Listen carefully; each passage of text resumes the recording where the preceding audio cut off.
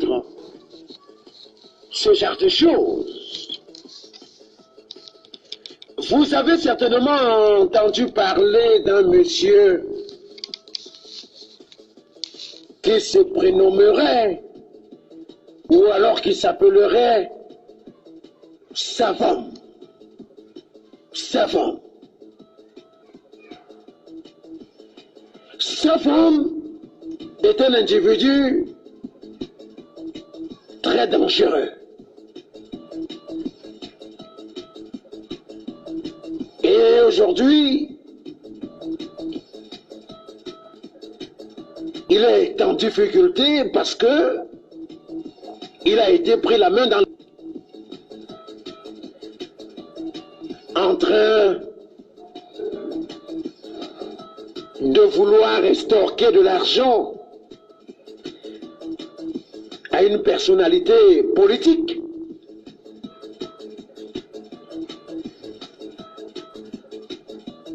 Pour le faire nommer ministre. La scène s'est déroulée à l'hôtel Hilton de Yaoundé.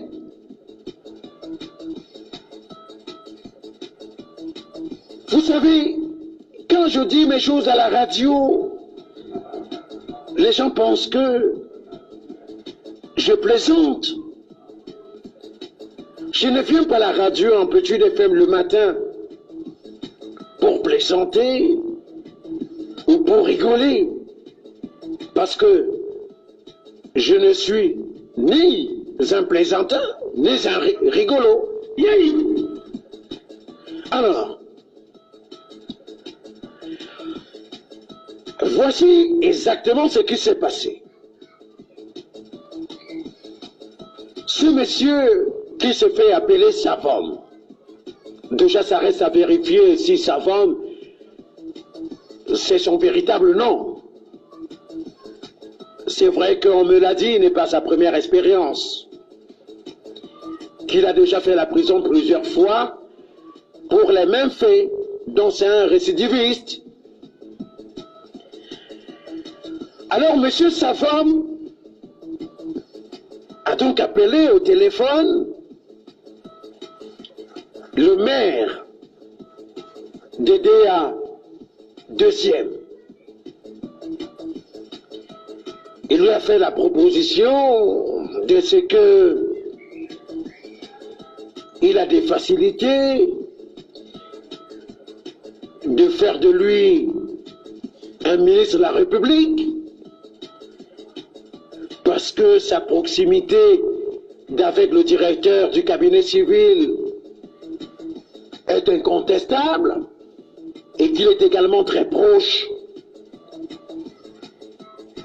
de la maman de la première dame, la belle-mère du président de la République. Et que pour que sa nomination soit effective, il faut que monsieur le maire débourse beaucoup d'argent. Il a demandé au maire 50 millions de francs CFA. 50 millions pour la nomination du maire. Le maire, très flatté et surpris, a quand même attiré l'attention de quelques personnes. Et dans leur conversation, dans la discussion, ils se sont tous les deux accordés sur un point de rencontre.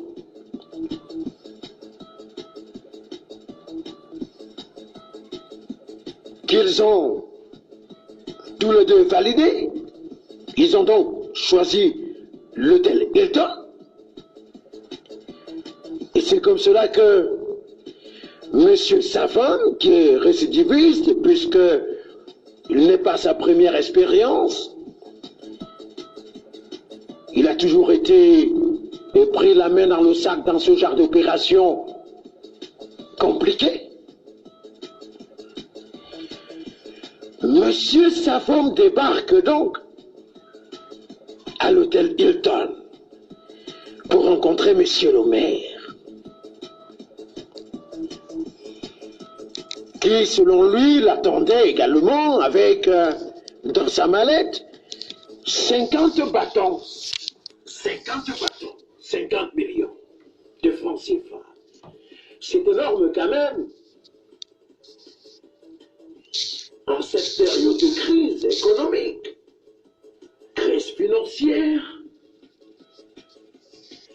en cette période où plusieurs Camerounais vivent une sécheresse financière brutale.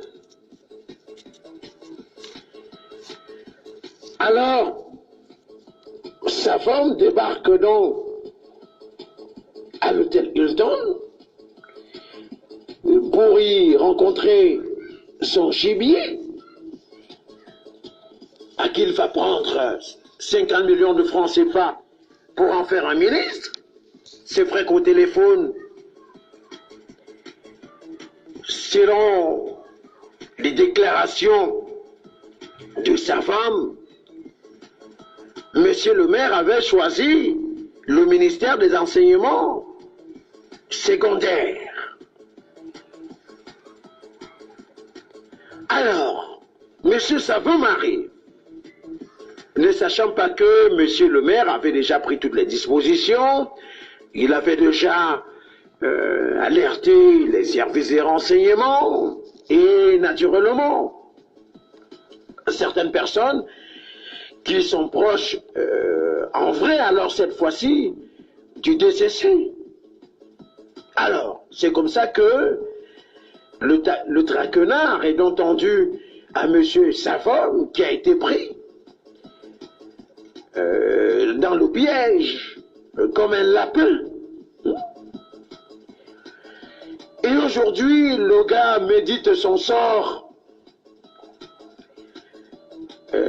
dans les locaux de la police ou la gendarmerie, puisqu'après je n'ai plus cherché à savoir où est-ce qu'il se trouve exactement, puisque les roublards de cette nature n'ont plus droit de citer dans notre capitale, si vous voulez, dans notre pays en général.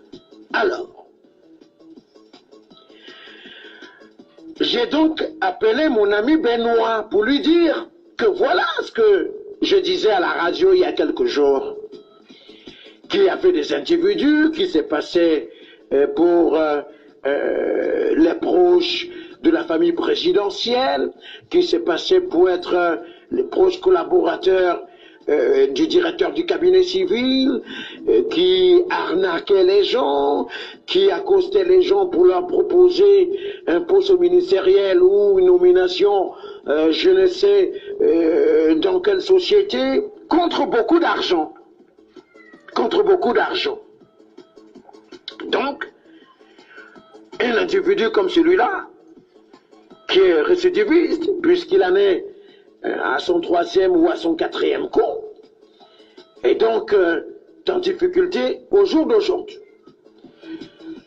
C'est pour vous dire que quand je viens à la radio Amplitude FM, ce n'est pas pour caresser les gens dans le sens du poil. Ça, je ne le fais pas et je ne le ferai jamais. Je viens vous dire la vérité et rien que la vérité, afin que les uns et les autres prennent leurs responsabilités.